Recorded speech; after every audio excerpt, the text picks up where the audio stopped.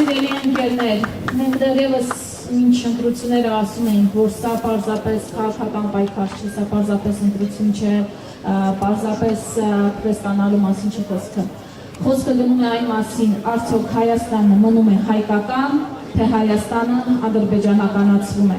Եվ այսօր ընդամենը մի քանի օր հետո, ընտրություններից ընդամենը հաշված օրեր հետո, ինչպես նշեց պարոն Նկար Ղազարյան, առաջին պաշտոնական այցը Հայաստան իրականացնում է ադրբեջանցի պաշտոնյան։ Այն Ադրբեջանը, որը էթնիզм է արել Արցախում ու մինչ օրս հետքում է դա ու մինչ օրս Արցախը մնում է հայաթափված։ Այն Ադրբեջանը, որ մորթում է հայերի ջերմուկում։ Այն Ադրբեջանը, որ հետքում է ամեն ինչ արածը հայ ժողովրդի նկատմամբ։ Սա այն ամենը, ինչ մասին որ մենք խոսում էինք մինչև ընտրությունները եւ այսօր մենք տեսնում ենք ինչ է տեղի ունենում ընդամենը մի քանի օր հետո։ Այսօր հիմա այս շենքում ոչ թե 1, 2, 10 միլիարդ ձայների մասին է գնում քվեարկության, այլ խոսքը գնում է այն մասին, թե Հայաստանում հայը լինելու է պաշտպանված թե ոչ, հայի իրավունքները լինելու են պաշտպանված թե ոչ։ Չգիտեմ այս շենքում գտնվողները հիմա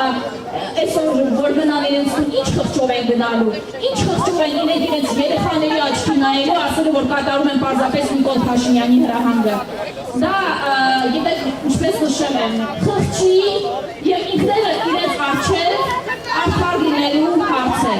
Մենք ինքներս ենք ականատես եղել, թե ինչ ընտրախախտումներ են տեղի ունեցել։ Այդ ընտրախախտումները ոչ թե պարզապես պատահականություն էին, անփութություն էին, այլ համակարգված ընտրախախտումներ էին, որոնք ամբողջ ժողովուրդը տեսել է, հայ ժողովուրդը տեսել է, ականատես է եղել եւ մենք պահանջում ենք, որպեսզի այս ընտրությունները համարվեն չեղարկված եւ լինեն նոր ընտրություններ։ Սա հայ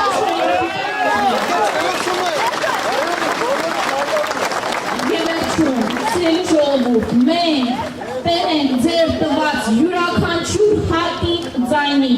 Ինքս մասնակցել եմ հաշվարկին, հունիսի 7-ից 8 գիշերը,